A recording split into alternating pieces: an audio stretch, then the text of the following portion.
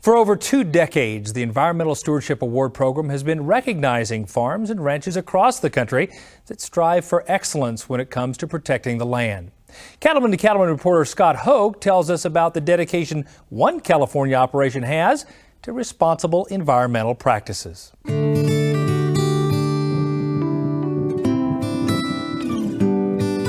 Jack and Bev Sparrowk work side by side in the care of their cattle and their land. Sparrowk Livestock is a first-generation outfit that Jack started in 1964.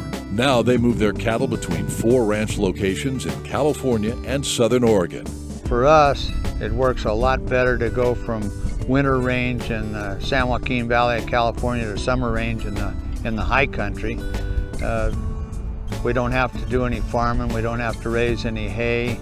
It's a good place to raise cattle just because of the kind of forage that we have here, and the fact that we're able to use it as a summer grazing operation along with a winter grazing operation in California. And the grasses here are very strong. The cattle do real well. Sparrowk Livestock operates on about 85,000 acres with a mix of owned, leased, and Forest Service lands. One area of focus is restoring streams. To do so, they've built rock check dams, carefully timed the grazing of riparian areas, reestablished native willows, and more. One thing that we've done is we put in a lot of off-stream watering systems, a lot of solar pumps, and redistributed the water away from the sensitive areas, away from the creeks. We find that the cattle would rather travel a ways to go drink out of a clean water trough than climb down a stream bank to get a drink out of the creek. This is a great nesting area for wildlife habitat, and it just protects the whole riparian area here around the water base. We have seen better water quality, better water quantity. The streams, instead of being deep, wide streams, are beginning to become deep, narrow streams, but deep water-wise, not deep bank-wise.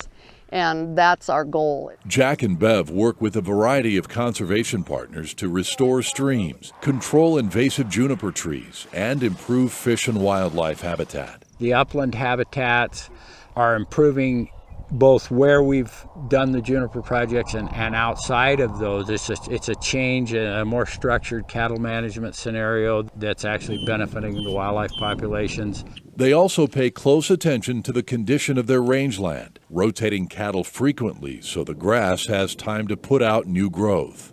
When you come right down to it, what we're doing is marketing our grass, our forage, through cattle. I mean, if we don't have good grass and clean water, we're not going to have very, very productive livestock. They're conscientious grazers, don't just dump the cows and leave them.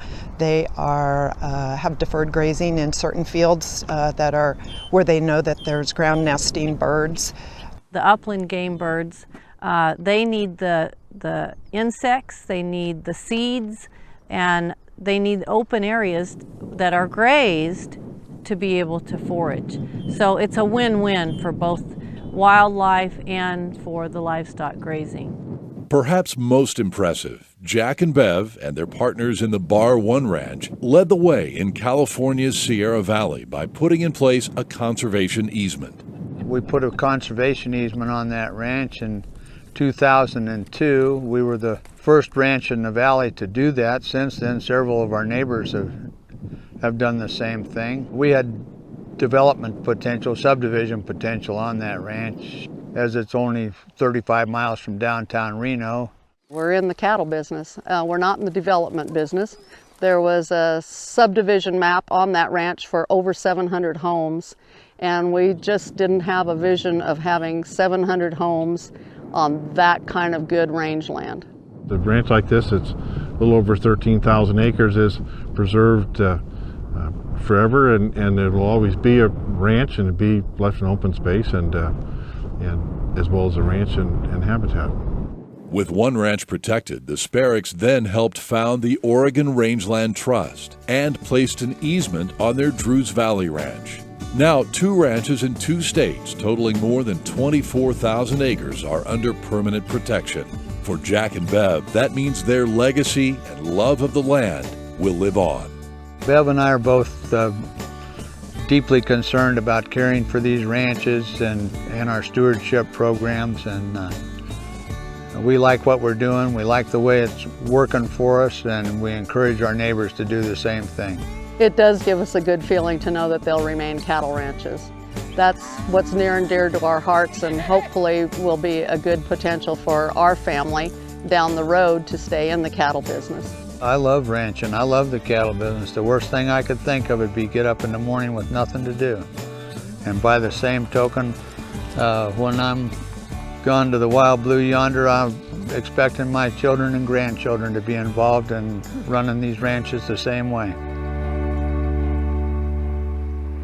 To learn more about all of this year's regional ESAP winners or to see stories about past winners, just log on to our website at cattlemantocattleman.org.